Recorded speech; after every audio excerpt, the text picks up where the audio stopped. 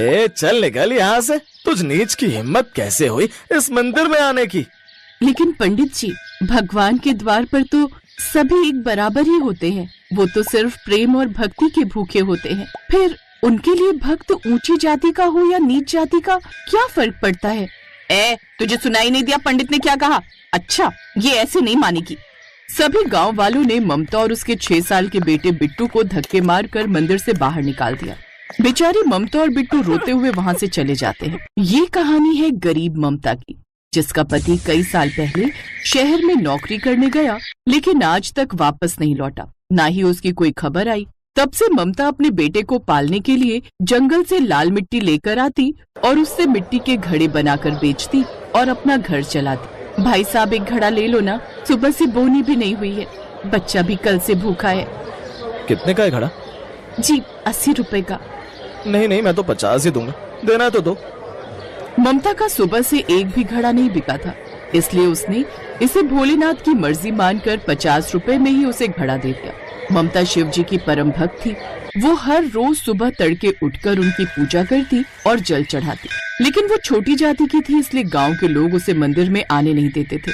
फिर एक रोज, अगर मैं मंदिर नहीं जा सकती तो क्या हुआ, मैं इस मिट्टी से शिवलिंग बनाकर उनकी पूजा करूंगी। ममता ने बहुत ही सुंदर शिवलिंग बनाकर तैयार कर लिया। अब वो हर रोज उन्हें जल चढ़ाती और उनकी पूजा करती। एक रोज, ओम नमः शिवाय, ओम नमः शिवाय। बिट्टू, ओ बिट्टू, चल बाजार चलते हैं, घड़े बेचने के लिए देर हो रही है। माँ, आज मैं नहीं जाऊंगा। आज मैं श्यामू और राजू जंगल में लगे जामुन के पेड़ से जामुन तोड़ने जाएंगे। अच्छा ठीक है, लेकिन ध्यान से जाना।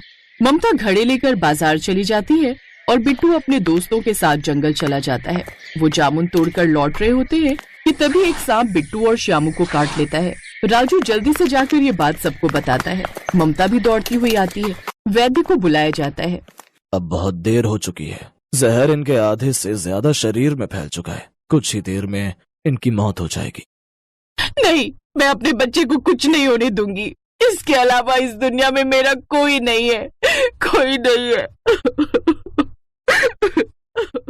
ममता मिट्टी के बनाए हुए शिवलिंग के आगे हाथ जोड़कर प्रार्थना करती है और रोने लगती है। तभी उस मिट्टी के शिवलिंग से शिव जी प्रकट हो जाते हैं। तुम मेरी परम भक्त हो और तुमने बिल्कुल सही कहा था। मेरे लिए मेरे सभी भक्त एक समान हैं। मैं तुम्हारी भक्ति से प्रसन्न हूँ। आज से तुम्हारे सभी कष्ट खत्म हो जाएंगे। इतना कहते ही शिव जी अंतर्ध्यान हो गए। बिट्टू और श्यामू पूरी तरह से ठीक हो गए और ममता की झोपड़ी भी एक बड़े घर में बदल गई, जिसमें ढेर सारा धन था। ये चमत्कार देख सभी गांव वाले हैरान रह गए। अब उनको अपनी गलती का एहसास हुआ। उस दिन के बाद सभी ममता की खूब इज्जत करने लगे और उन्होंने उसे मंदिर जाने से कभी नहीं रोका। लाइक करें, शेयर करें और सब्सक्राइब करें मेरे चैनल को ऐसी ही खूबसूरत कहानियों के लिए।